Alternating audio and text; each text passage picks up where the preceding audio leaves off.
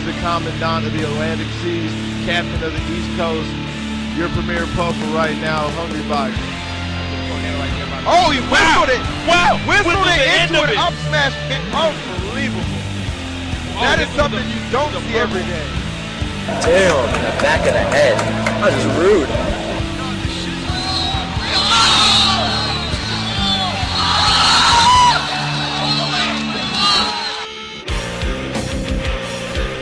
Unbelievable. This is the upset. This is what we wanted to see today.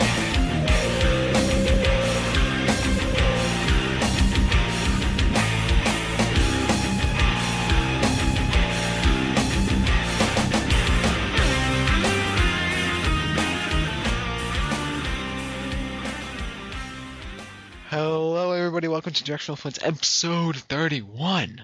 Damn. Episode 31 of Directional Flints, brought to you by VVV Gaming. As always, I am your host, Rapture.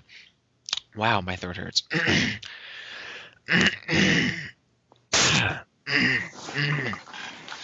Yeah, you should probably get a drink or something. No, we're going to keep going.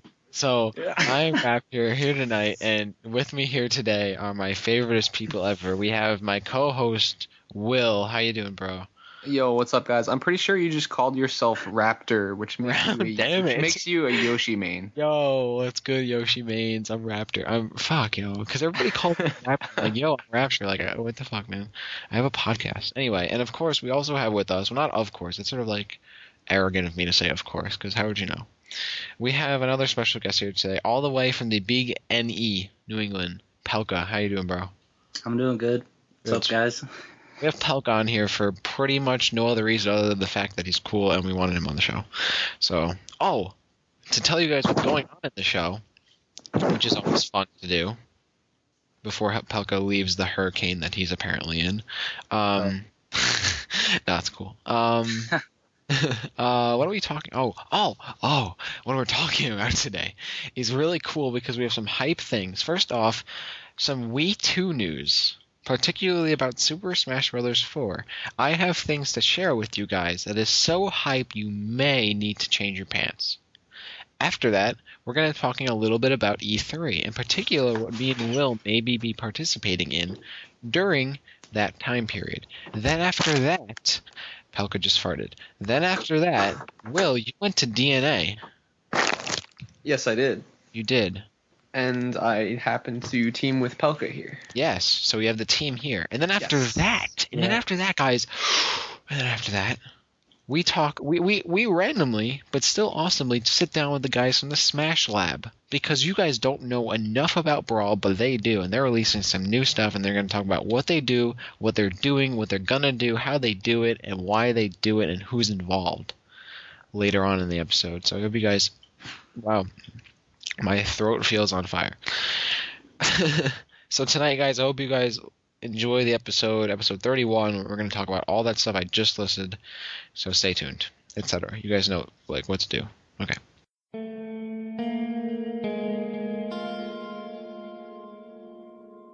So guys, to start off this episode, I've told you throughout the entire day pretty much that I have something to share with you.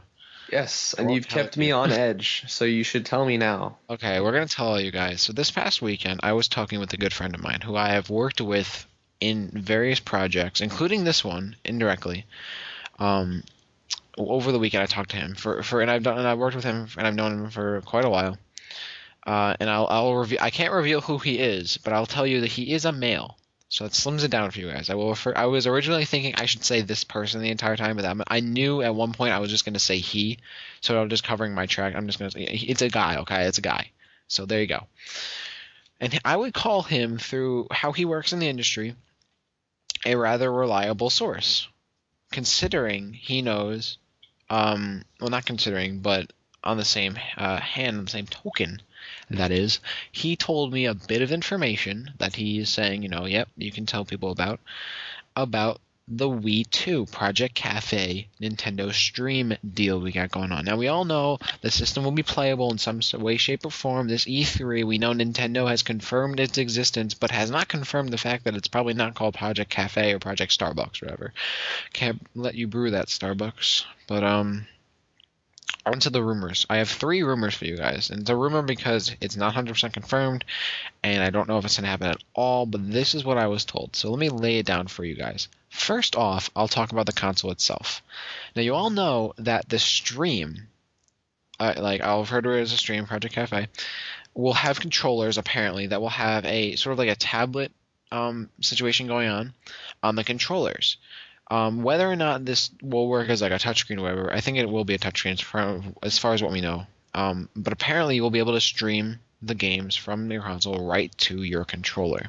Well, this was confirmed or at least re-evaluated and reassured by my source that this will be the case with the controller. Now, we've already heard about this. What's the big deal? The big deal is what he actually told me after that.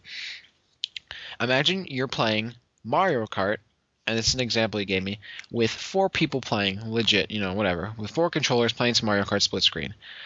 But with the new console, you can have more than 4 people playing at the same time on one console, because other people can take the controllers that they have from wherever they brought it from and stream that game without actually playing off the console at all. So, going back to my Mario Kart example, let's say you have an 8-man race.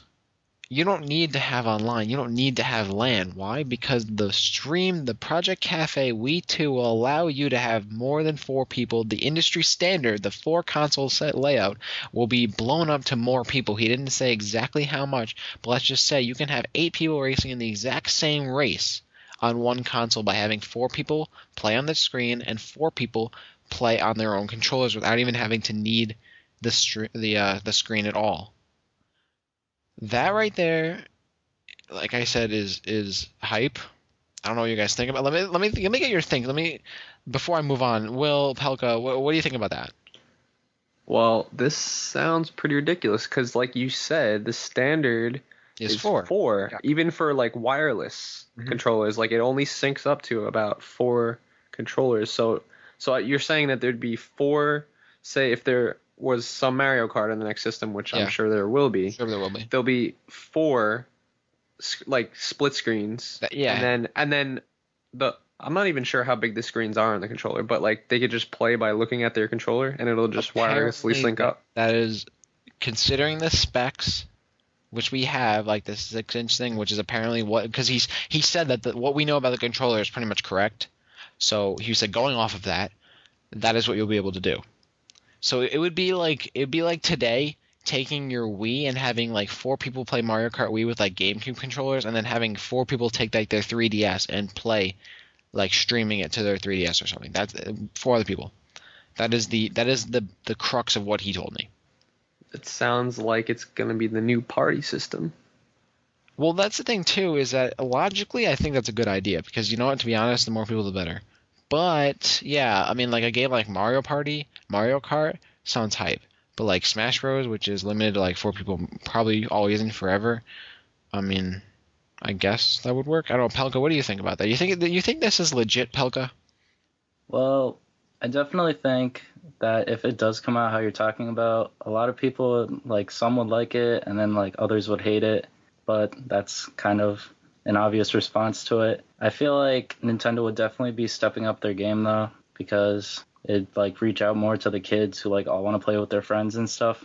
Yeah, makes sense. I mean, it makes sense to me. Like, I that think seems like logical. I think they would start creating games more based around more people, like how I guess with the Xbox. I don't even know what all the things are called nowadays because I don't buy any of them. But Kinect? Obviously the Kinect. Okay. I was gonna say that. Okay. But and the PlayStation Move, like I don't own any of those, but obviously PlayStation Move is pretty much like the Wiimote for the PS3. Obviously, all controllers from like now until forever are gonna have like motion sensors now. So in the new games, there's gonna be like 8 or more people, and there's gonna be like motion sensors, and I don't know, it just sounds like there's going to be a lot more games built around like party based themes or like that amount of people. Yeah. Well, here's the thing too, is that what is also interesting is that it doesn't necessarily mean that there may be more people to a game, but more people playing in different ways. Because you have to remember something. Let's say you have a game like, let's say they made another like GoldenEye or Call of Duty, whatever, for this thing. Now you can have less people using split screen and more people using their own controllers. So that actually works out because, as we all know, screen looking is really, really gay, and I hate that shit. Anyone who's screen looks can go fuck yourself. Especially when you're playing Halo and you're looking for where I am with your sniper, like, suck my dick, okay? But logically, the only thing that I'm a little worried about is if the specs of the controller actually pan out to what they're gonna be, if it's big enough to actually support that kind of gaming. I can understand Mario Kart, but if you're actually playing a really like more in-depth game, I'm not sure if it's gonna work that way. So we'll have to see. But that's what I heard. Moving on. This one is now. These next two are actually Smash Bros. Related, so listen up. We also talked about who is developing Super Smash Bros. 4. Now, he didn't actually use the word developing, but he said candidacy for development. He doesn't know whether or not development is actually taking place, but he does know that if it is or is planned to be, number one, Project Sora is probably not involved at all, which is obvious because they're working on Kid Icarus Uprising right now, so that would make sense. He's also saying that, in all honesty, the most likely candidates to develop the next Smash Bros. Game, and again, he said whether or not this is actually being developed, or they're planning to, or it's being developed right now as we speak, because again, it's been hinted at that it will be playable. They're definitely going to probably tap into their first party, developers as always, which is very obvious. I mean, HAL Laboratory, was the first party developer, and they produced a Smash Bros. Series. He's saying that the most likely candidates are one of the EAD groups, which consists of Comprehensive Group, Group 1, Group 2, Group 3, Group 4, Group 5, and Tokyo, or Intelligent Systems. Those are the candidates for it. That's what he was told. For those of you who don't know, the EAD groups, they work on pretty much every like big Nintendo franchise. These are the guys who work on, Comprehensive Group is working on all like the 3DS kind of games. So you have Super Mario 64, DS was made by them. Star Fox 64 3D is being made by them. Steel Diver. EAD Group 1 is Mario Kart, Nintendogs, Luigi's Mansion they made. And then you're going down the series, these guys handle, Animal Crossing, Legend of Zelda, Pikmin, Wii Fit, all of that. He said that's going to be one of those, or Intelligent Systems. Intelligent Systems probably rings a bell with a lot of you people because they've made quite a number of games involving, just like a lot of games. I mean, they actually were involved with Super Metroid, Fire Emblem they've done, a lot of Fire Emblem. Paper Mario is obviously one of their biggest because of the fact that they worked on Paper Mario and Paper Mario Thousand Year Door and Super Paper Mario.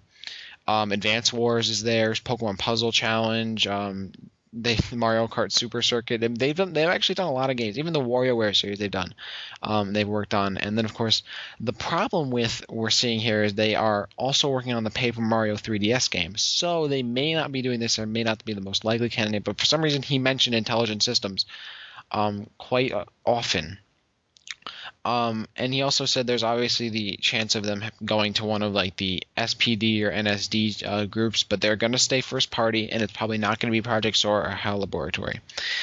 In terms of, I guess, rumor, this seems more of an obvious rumor, but the fact that he continues to bring up Intelligent Systems, I don't know about that. I mean, I don't know if like, hey, Nintendo be like, yo, Intelligent Systems, like, why don't you just make us a Smash Bros. Game? Like, I don't know. This one is the one I'm the least like on board with. What do you think, Will? I mean, I was almost convinced because I had heard a lot of, rumors that I thought it was going to be HAL Laboratories again because they did Smash 64, and I thought it would be cool because it would be, I don't know. I honestly thought it was going to be them again, but now that you're saying that it's probably not, like, I have no idea like what direction things are going to go in. Yeah, so. It's interesting because I mean, obviously, Sakurai, had left HAL Laboratory back in 2003, so that sort of situation. The only reason he really worked on Brawl is because Iwata was like, "Yo, we're making Brawl. Like, we didn't tell you, but like, can you help us? And he's like, yo, sure, whatever. But he's obviously has his hands tied, so it really can go anywhere. I mean, Retro Studios could be working on it, Monolith Soft could be working on it, fucking Brownie Brown could be working on it. Who the fuck plays those games? Honestly, I wish Retro Studios would make it, but we don't know what they're working on either. That's the thing, though, is that we have to realize what developers are working on and what they're not working on, what those studios are working on, what they're not working on. Like, if we're looking at the EAD groups, the comprehensive group is probably working on all 3DS games. EAD Group 1 has Mario Kart, Nintendogs, and Luigi's Mansion. So they're probably working on Mario Kart 3DS. EAD Group 2 has Animal Crossing and like the Wii games like Pilotwings, well, not Pilotwings, but like, like Wii Sports and crap. They're making something. Obviously, Group 3 is Legend of Zelda, so they're probably making Skyward Sword.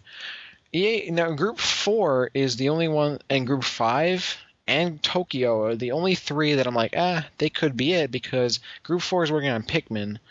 Pikmin isn't, I guess Pikmin 3 is in development still, but we don't know how far along. Group 5 is Wii Fit Plus. They could be either working on maybe Smash Bros. Like, I don't know what kind of transition is that, but, or like the new, like the Wii, like the Project Cafe series, like we had the Wii series. EAD Tokyo, however, has been working on like the Super Mario Galaxy series, which there may not be a Super Mario Galaxy 3, Super Mario Sunshine, Donkey Kong Jungle Beat. We don't know. Like, there's so many of these studios Nintendo has that we have no idea which one is working on which. So the fact that the EAD groups and Intelligent Systems are brought up, we don't know why, but those are the ones that he definitely pointed to. Now, as our third rumor, it goes more specifically towards the launch of Super Smash Bros. 4. Now, I don't remember exactly when Super Smash Bros. N64 was released, because I was like a kid. I don't remember off the top of my head. I know Melee was released rather quickly and not too soon, like pretty soon after the GameCube was released, and we all know when Brawl was released, even after its delay. He said that Super Smash Bros. 4 is most likely going to be a launch window title for the Project Cafe stream, saying that Nintendo's logic is they can release a Smash Bros. Game whenever, it'll make money, so why not release it as early as possible? That is the logic he hit me with. Now, well, yeah. I don't really like that logic, but I do agree that obviously most people, I could even say that most people that own a Wii own it because they have Brawl. And like most people, that was like the only game that they had for a while, even if they played nothing else on the Wii. So as a launch title, it's definitely a solid choice, but they better flesh it out. Well, that's the thing too, is that we have to remember that this console is coming out at least by April of next year, so April 2012, which would make it 4 years after Brawl was released. Now, Brawl was in development for only 3 years, about, Melee, Melee only had, was also a pretty small gap between, after the Smash Bros. Smash Bros. For the N64. So it's not unlikely that this actually could happen, because they will have at least 4 years for this to work on. Assume that they started working on it right after Brawl was released, or at least a year after. And there's no guarantee that they're going to completely revamp the mechanics like they did from Melee to Brawl either. Because I know a lot of what that was about was, we got to get rid of wave dashing, so we got to change the air dodge mechanics and everything like that. So they could use, an engine very similar to Brawl. So they wouldn't have to. I think that would probably take a lot out of the planning or the planning time for it. Yeah, I agree, and especially because even if they wanted to change it back to more Melee stuff, they have all the Melee, data. I'm sure that wouldn't really be long either. It depends on what route they go, and again, like I said, it depends on when they start developing it, who's developing it, and all of that. Because we've heard rumors that the game will be playable at E3 this year, which tells me that if that is correct, this rumor could be correct too, because if it's playable at E3, that means that it's probably not far off from release. So, I mean, who knows? That's just what I was told. Like I said, I would say it's a pretty reliable source, but again, even he said it's not 100% true, or not 100% confirmed, so we don't know if it's true. I don't know.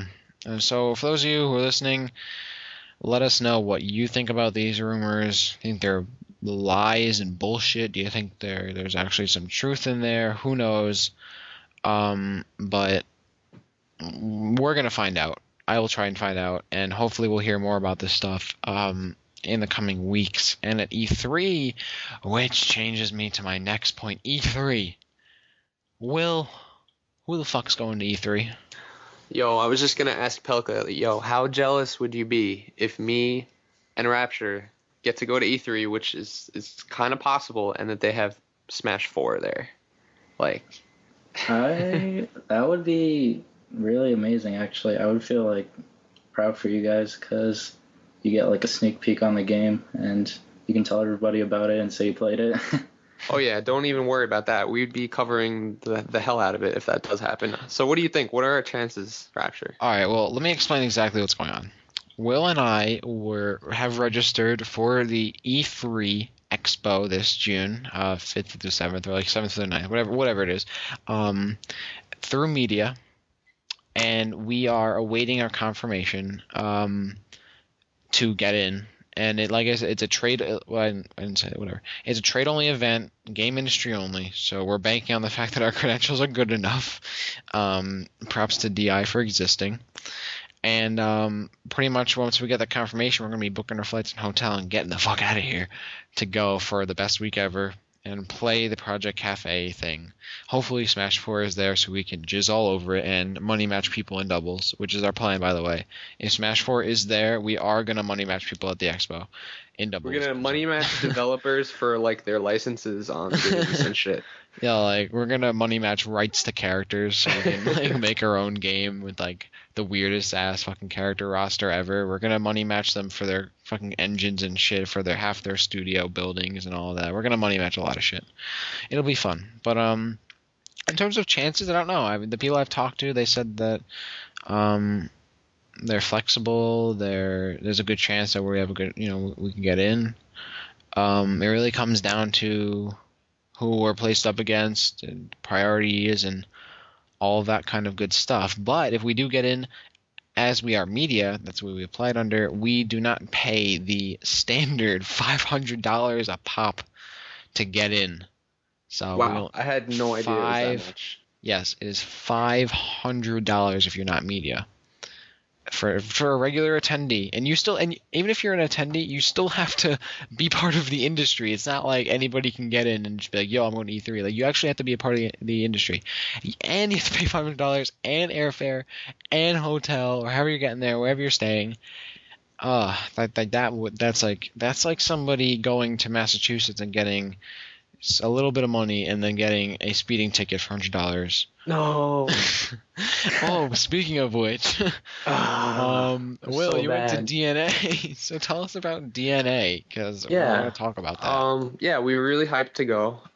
It was me. Which the DNA Buzz, was this, by the way? I want to know. Diddy. Oh, I actually don't know which Like, number it's it was. DNA was 15 or 16? 16. 16. So DNA I can't believe I've missed 16. 15 DNAs. I can't believe I This is, didn't like, even my know first like 13 of them existed. Like, real talk. But, okay, so Palkov, you are at DNA too, but I want to hear Will, because Will always has fun travel stories. So let us know about your travel story to DNA. Well, Everything.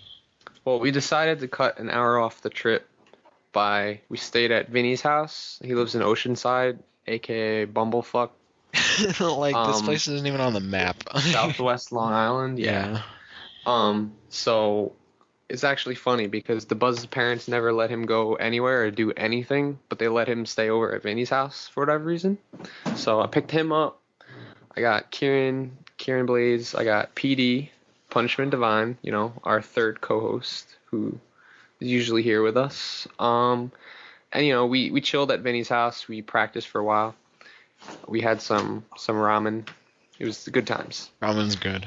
I don't think me and Kieran slept though. Like, we were up till like 5. Kieran went? It was a bad idea. Yeah. I completely missed that. Kieran's awesome. Kieran does Tell him I said not hi. really go to stuff. Like, he got off that Saturday. It was pretty. Yeah, he works all the time. Oh, he got off. But he goes he goes to work all the time, like Best Link and Mario. Sorry, Yep. Dan Brandon. But no, actually, I don't know. Dan Brandon's Mario's pretty good. Just His shut up. Mario's legit, but Yeah. it's nowhere near as good as Kieran's. Anyway, I want to see it. Challenge. Okay, so keep talking. so we left in the morning, woke up at like 6 a.m. It was like a 3-hour drive to Massachusetts, it actually wasn't as bad as I thought because I've never actually driven to Massachusetts for a tournament before. And yeah, so we finally got there. It was like, a pretty decent time.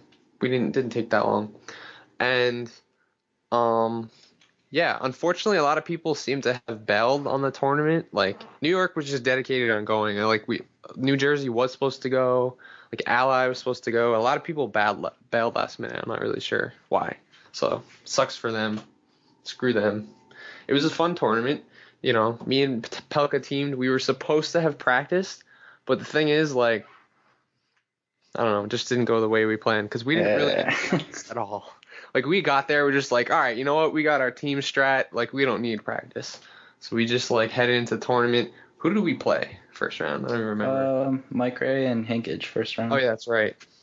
Yeah, you can't underestimate those guys. They actually they did pretty legit that tournament. I know they took out Blood Cross and Biscuit.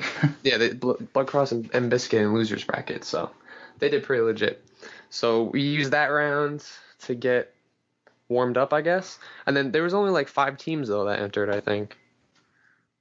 Doubles nowadays, man. I know, right? Like not like hyped. Like there's only like 4 or 5 teams. This shit is whack. And it really is. Like when I started playing the game, like doubles was like the biggest thing, and I was like, yo, doubles is my hype. Like, Jersey is really into doubles, and like if they don't show up to stuff, it's like not a lot of teams. That's true, because that's actually really true. Because the first tournament I went to was like, man, New Jersey people. I like to call it the Inui influence. Probably, yeah. So like, if he's going to enter something, like doubles. I don't even know why people wouldn't want to do doubles. Like it's more fun. It really is, and it's a lot more fun to watch too. Like I love watching doubles. It's really fun. But Well, I want to hear some Pelka stories though. Pelka, yeah, get in going there. through bracket. I mean, at least through what how was your run? Like, what did you place? Singles, I got 5th out of, what was it, like 20-ish people? Yeah, there's something like that. Well, you're letting me down, man. Where's first place? Yeah, well, I don't know. I had a bye first round, and then I faced You even PD. had a bye? Jeez. Okay, keep That's going. that good seed, though. It is. Yeah. Good seed. He gets paired with PD for second round. Poor Matt, still being a low-ranked player. Anyway. Well, Matt barely enters singles. Matt barely enters anything. He's never there. I remember when I first started playing, he was like, yo, go to more things. And then he's like, yo, I'm about to, like, chill at college and be, like, a lump on a couch forever. Be a lol monster. Be a lol monster. Okay, so Pelka, more Pelka stories.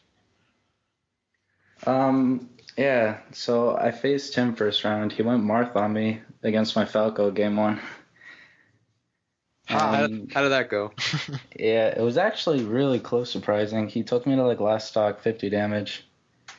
Word. And you weren't even scared though. I know, I wasn't for some reason. But then he counterpicked me to Smashville again. The stage we started off first, and then I like 2-stocked him, and then I felt bad. Oh, salty run back. Yeah. So how far did you get into winners before you ended up losing? Well, after that, I had to play Vinny, and well, not that far then. yeah, I actually beat him. Oh, you did? Oh, yeah, damn. get raped, Rapture. Oh, damn. I thought underestimating. Oh, I am. Shit. Well, you know what? He didn't even win, so I was like, well, clearly he lost to Vinny. He didn't build it up properly, but yeah. Yeah, he didn't. No, You did build it up. You sounded like you said you lost next. I was like, oh, but then you got me. You got me, man. All right, so you beat Vinny. Then what? And then I had to play Will in like winter semis. Okay, and you beat Will. Unfortunately, no. Damn it. 0 for 2, Will. See, on paper, it would make sense if it were the other way around. Lose to Will. Vinny plays like way better characters than I do, but Will sucks. Will's fucking. This kid is so bad at doubles, right? If me and him play doubles, I'm carrying Will, and Will's always blaming shit on me. I don't know how you play doubles with him. It's because you're bad, He's though. Like so bad at doubles. Like, he doesn't give a fuck. He just hits everything, and he's always, like, complaining to get help. Like, stop having shitty recovery. Every time he thinks because I have 5 jumps and I want to use all of them to save his little fucking lethargic ass. You should, because if you No. save me, I have about 150% Stop more. leaving. Stop leaving the stage. Sit in the middle. Sit in the middle and fucking maintain your stage. Do you know what happens to a DK that sits in the middle of the stage? Gets raped. Gets fucked up. That's what happens. Doubles. Yeah, but like every time I play with you in double, like that one time I play with you, like I'd be like every 5 seconds, help me, I'm off stage. I'm like, yeah. Listen, in doubles, all you have to do, Like fucking stay on the ledge. go mad at night. Then I could be in the middle of the stage, because when I do get swarmed, you just tornado through everyone. Well, and Will's then too it's all good. reset. Will's too good to play with me anymore because ever since I decided I was gonna try Meta Knight for doubles, he's like, "Well, I team with your Kirby, so I'm not gonna team with your better character, and I'm just gonna be a What are you dick." talking about? Because when I'm we pretty team, sure. No, I'm pretty sure that day you were trying to prepare a snake, and then I watched you. yo, I was You preparing the body worst snake. so hard. I was like, dude, just pull grenades.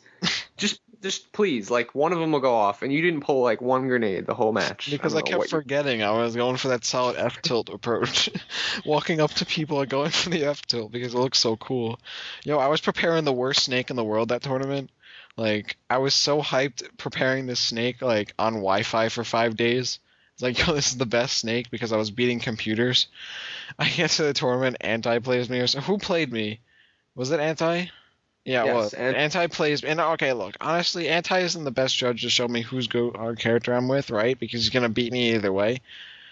But I don't think I actually damaged him. So I'm like, yo, Kirby, let's go. Anyway, So okay, so so DNA. Yeah, All right, like so I wanna I hear met what a this whole venue bunch of new was so people. bad. Like since I'd never been to a DNA before, it was actually pretty hype, because when we got there, like I set up my TV, we took away one of like the laggy flat screens, and I set up my tube, and just like I sat down, and there was like a line of people to play me. They're like, "Yo, you're Will, right?" I was like, "Oh, word." So Oh, it was damn. pretty cool. I got to meet a lot of new people, so it was awesome. I want to hear about this venue. Like, I want to hear. So now Biscuit's description in the thread was, for some reason people can't seem to find this venue, and luckily we weren't in that predicament because Vinny had been to DNA's before, but like parking was not bad at all. Like we found a spot literally right around the corner, and we barely had to walk, so that was awesome. And I guess we were in a sort of mall area that, I don't know, but if it, oh man, like I had no idea what was going on, because we got into this venue and we walk in, and Vinny's like, all right, it's down here, and we end up walking down the what was it, an escalator that doesn't turn on. Which I was really scared, because like I thought, I was like, what if this thing like randomly turns on? Vinny's like, don't worry, apparently it hasn't worked for years. That's always good. So we have to walk down the escalator, which is kind of redundant, or it doesn't make any sense, and then we get down there, and it's just like, I guess it was in the basement area of the mall. It's like a shut down area of the mall, and we got into the room. The room itself, where all the TVs were, was actually really big, so that was legit. And there was enough TVs, like more than enough TVs for the amount of people that entered, so that was cool. Was it like lit? Because like I'm imagining here like the Friday the 13th like boiler room sort of thing going on here. No. It was lit, and there was like one of those glass desks set up, because I guess I don't know if the guy was like selling cards, Or like, because I know some people were playing like Yu-Gi-Oh and stuff, and he's selling soda. He's got like the little fridge back there. Oh, Like okay. all that was fine. What freaked me out was the bathroom situation, because I want to hear about this. I heard this was hype. because like if I didn't follow Pelka to the bathroom, no homo, I wouldn't have known where it was. But like you had to walk past the broken down escalator thing, and then you take a left, and there's like this really tall, narrow corridor. Like it's like very narrow to the point where it's like the width of about 2 or 3 people, but like the height of it was like ridiculous. It was so weird. It was like this long, narrow hallway. It was like mad creepy. I don't know. And the floor was all wet, and one of the bathrooms, a couple of the stalls are out of order. All right, this is the funny part, and it's gonna be a little disturbing, but I'm gonna tell you guys anyway. So I really had to go to the bathroom, right? And I went to the bathroom, do my thing. When I get in there, somebody comes in like violently into the bathroom, and I really hope it wasn't a smasher, because this was like out of control, this stuff. And this guy like starts going about his business, whatever he's got to do. I'm just like keeping quiet because I'm like waiting for this guy to leave. And like when he's done washing his hands, which seemed like it took like 10 minutes for whatever reason, he started like slamming on the towel dispenser in like a rhythmic fashion, like violently, like he was in like part of some sort of step squad, and it freaked me out. Like it was deafeningly loud. And he just like sat there banging this thing like he was trying to kill somebody. It was rough. Like I didn't know what to do. Like what have you guys done in that situation? Oh, I've never sat in a bathroom stall and be like almost like indirectly attacked by someone I don't know. Like it's always weird going into a stall. I feel like I always take the handicap one, to be honest.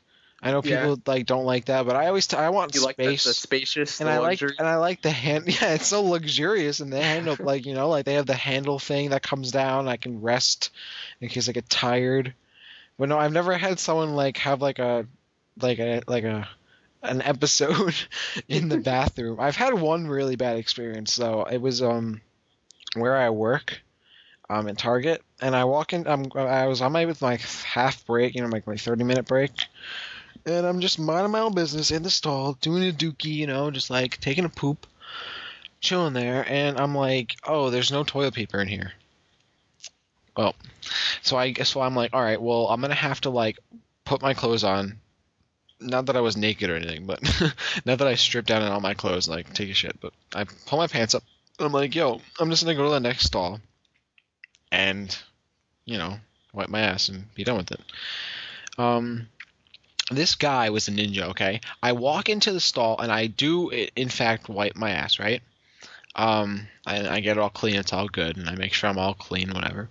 I go, and I reach into my pocket to check my phone to find that my phone is not there anymore. And I realize, I left it on, like the toilet, paper dispenser on top of that, which is very nice and chrome and shiny. I'm like, okay, I gotta go get it. I turn to the next the handicap one. There's only 2 stalls in the bathroom. It's that regular one and the handicap one. I turn in there, and there's a guy in there who I did not hear walk in, did not hear take any steps. This guy literally must have floated into the room and is in there picking up my phone and like sniffing it, right? And he's just like this 50 or 60-year-old guy wearing like the customary all fisherman's outfit, Not like he's going fishing, but he's wearing like the cap with the patches in there, and he's wearing like the jacket where you could tell like that's someone who enjoys fishing, he has like the boots going, like he looked like he was about to go like talk to some people at like a fishing convention, okay? This guy's sniffing my phone. Like who does that?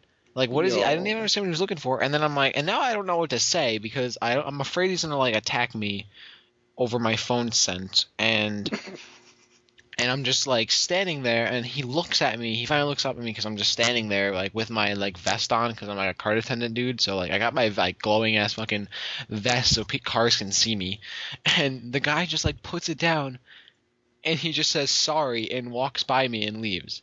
Oh my god. Like, what were you doing? That guy definitely followed you into the bathroom. Yo, I was so afraid. I was like, yo, this guy went into the bathroom just to sniff my phone. Wow. Like this guy, like, what were you? Oh my god. So what I was thinking of as you told that story, I was like, what if that guy did that in that creepy ass bathroom? I would have freaked the fuck out because like, how the fuck did you get into like this bathroom? Like, how did he do that? I don't understand. The guy I didn't hear a sound, and you know what? I wasn't even like singing to myself while I'm wiping my ass. Like I was being a nice normal person. Like I would just wipe my ass. I'm not even making any noise. So I could have heard him. There's no way that guy fucking came out of like the toilet or something. Like he's like a genie, and he just like was looking for like his next snack, and he's like, yo, look at this phone right here.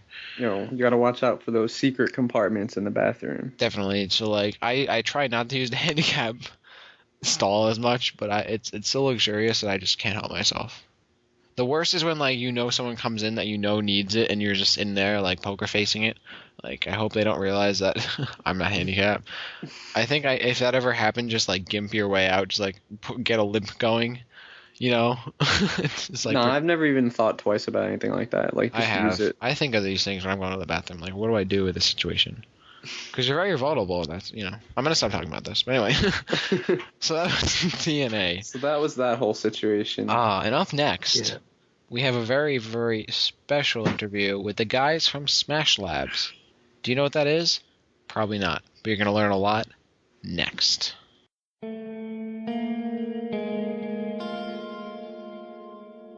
Okay, everybody, so we have a very special interview for you guys here today. It's rather unrelated to the overall scope of the episode, but because we've never been one for organization, I think that's actually okay.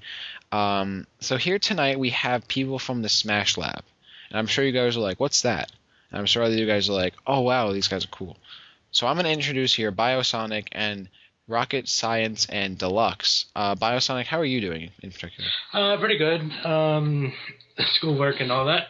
Cool. So who do you have here with you today? Rocket PS Science is the other leader of the Smash Lab. He has been running things for quite a few months now. He took over from our previous leader, Veryl. And Deluxe is our panel leader. He is in charge of like the release of the standard terms list for each character, the frame data, and he usually recruits people from the character boards to help out with that sort of stuff.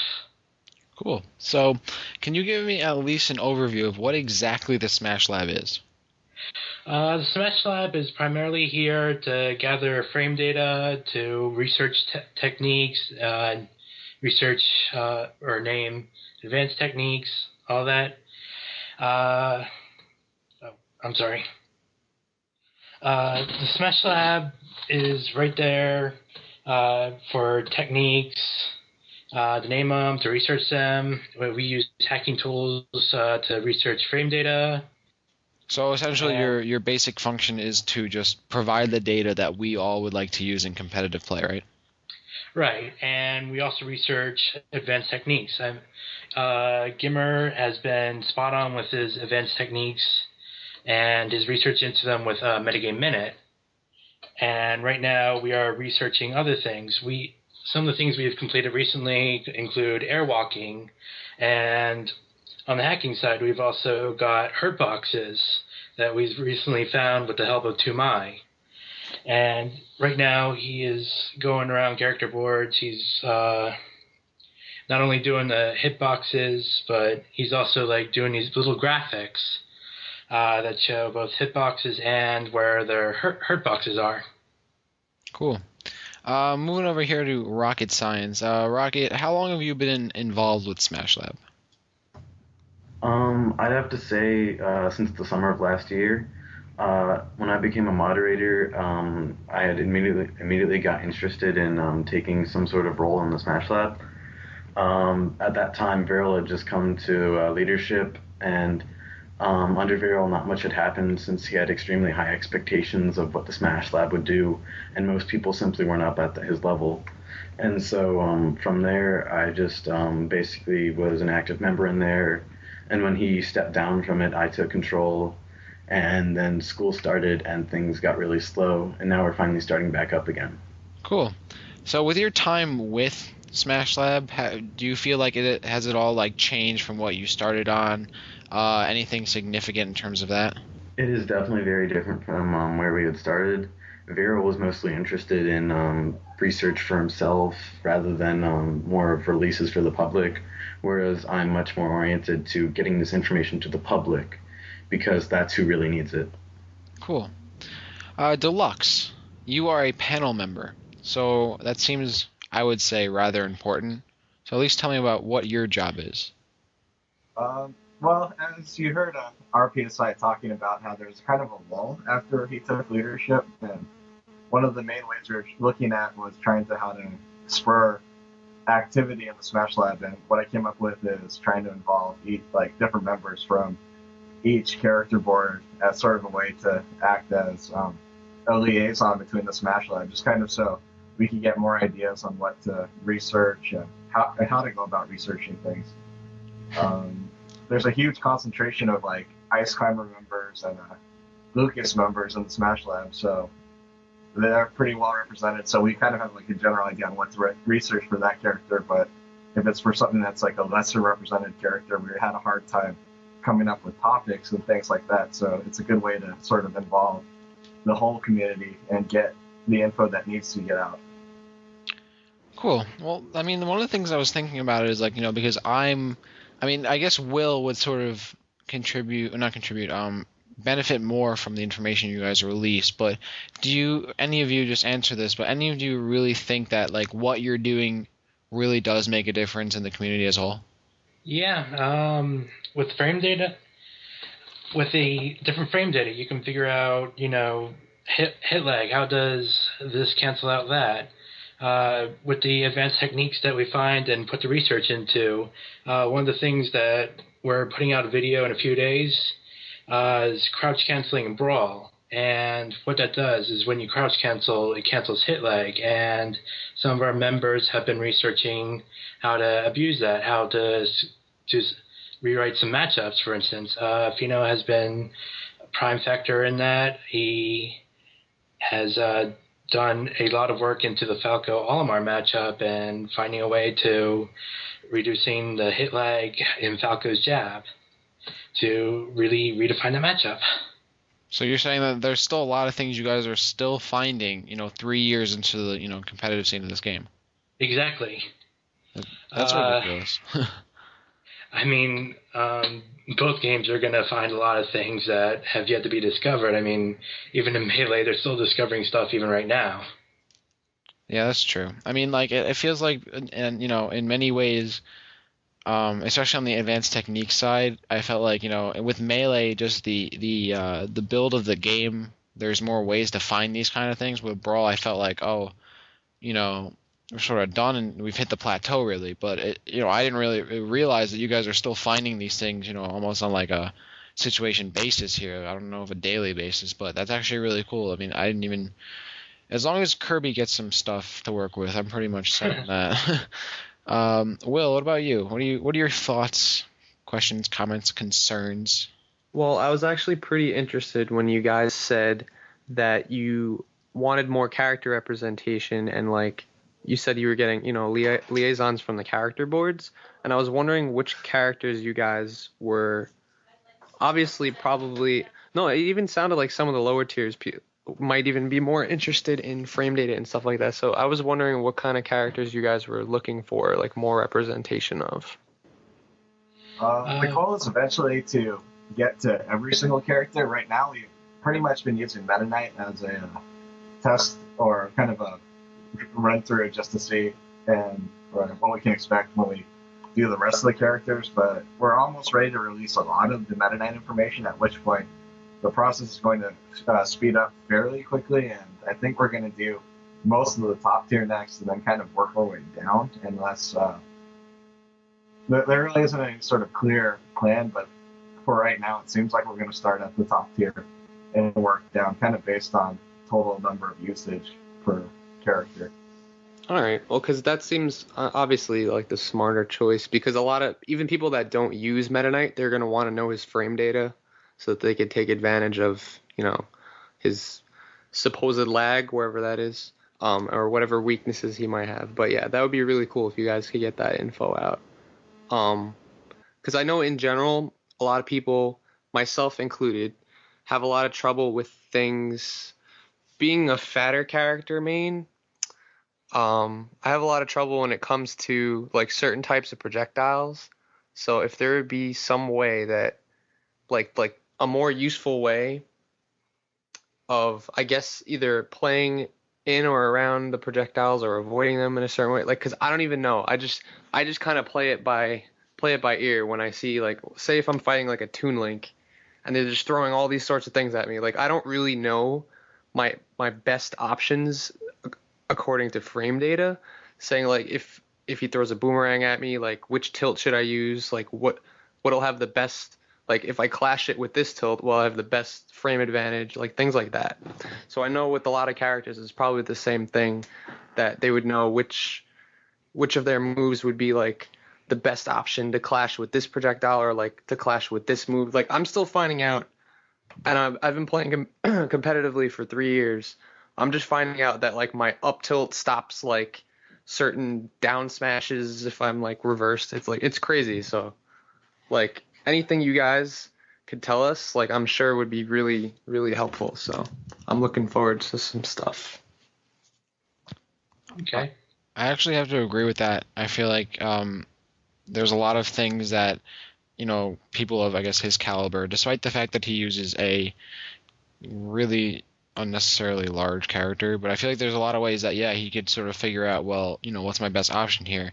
And that sort of brings me to my next point. Like, where do you guys find this info? Like, I understand, like, frame data is, in terms of that, but, like, how do you find out, like, oh, this, this move ends up, stopping this move at a certain angle, whatever? Like, how do you just go about finding these things out? I think RPSI can answer that. We mostly have a usual table if like one hitbox can cancel out the other based on size. RPSI, if you want.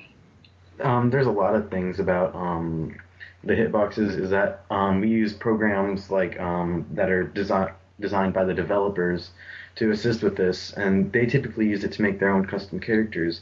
However, it gives us a good data viewer, such as OSA2, developed by Dantarion, and Brawlbox, developed by Chiral, I believe. And so we use these to help us find the definite frame data. But there's also a lot of instances where we have to go in game and test in frame advance, because with projectiles there's a lot of variables that come into play, which is why we still know very little about projectiles. Is that when you think about a projectile, it's out for a very long time, and the amount of variables and different permutations is a lot. And so we still have a lot to discover when it comes to that. That cat just chiming in there. I like that. I think he agrees that there's a lot to be found. Just, throw in one thing too. And a lot of what we get into researching is brought to our attention by just public requests and things like that. Like, we'll see a video of some random incident happening within a brawl match, and then we'll seek to kind of recreate that in frame advance as one way to test to see how certain mechanics work. So it's not just like pulling information from programs out of thin air, but we're like everybody else where we'll see something and be like, how did that happen? And then rather than just kind of sit and not do anything with whatever happened, we'll actually try to go recreate and find the mechanic behind it. So once you find the mechanic, then you're able to use it to your advantage. Makes sense. Now, finally, you guys obviously, as we've found out, are still finding things about the game, which is amazing. But what do you guys see yourselves finding in the future? Is there really much left to find? I mean, I guess there is from what you've said, but what do you think the future holds for your work? Frankly, we can't really say what. I mean, we find videos where like these ATs that nobody has done before, and even now there are like ATs that were discovered in 2008 that nobody used now, that if you bring them up now, people start to use them, like platform canceling. I remember that people didn't really use platform canceling at all at first, and apparently I heard from Logic that Mr. R's combo video was like, okay, everybody's got to learn platform canceling because it's A and B. And I was talking to Coney, and he basically said the same thing, like, we can advance our metagame if we look into past ATs and not really ignore them. But as for the future, I'm not 100% sure, because we may or may not. It's really uncertain. Cool. Well, yeah, Will, what do you have to say, Will? I can actually say from personal experience that after watching Mr. R's combo video that I pretty much I had heard of platform canceling, but I had never seen it used such in an advantageous way that like you could literally like combo people and like set up perfect juggle opportunities in the way that he had. And I honestly, like, the input that we all thought that it was different, because I guess maybe because it wasn't as publicized as we all, as it could have been, or maybe you guys did put it out there and just not enough people saw it.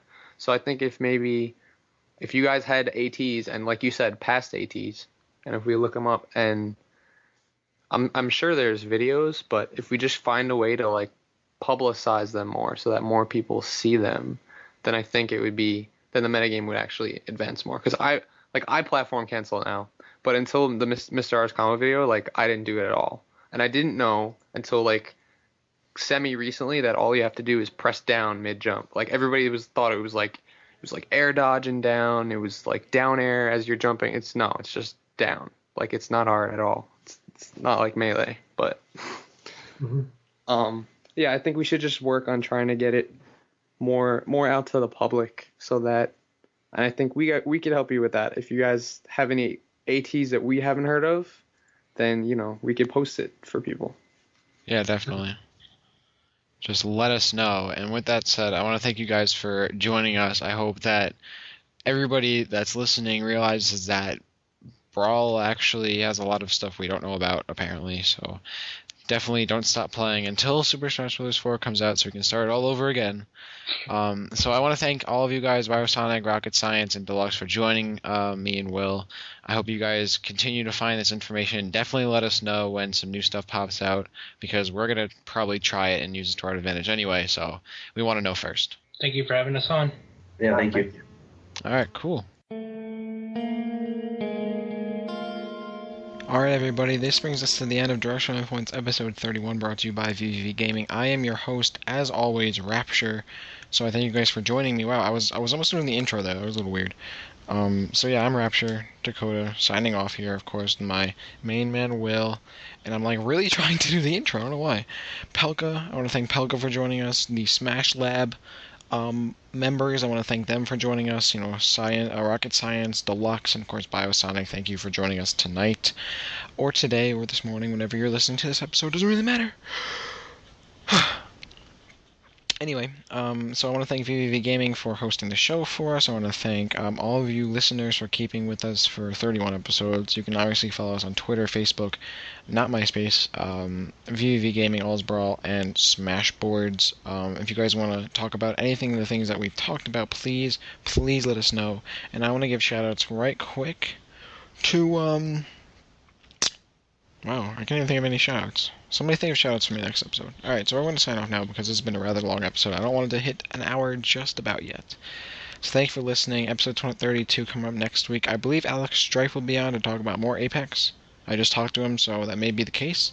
So stay tuned. We got an awesome episode next week, as we do every week. So thanks for listening to episode 31. Next week's episode 32. So we'll see you next time.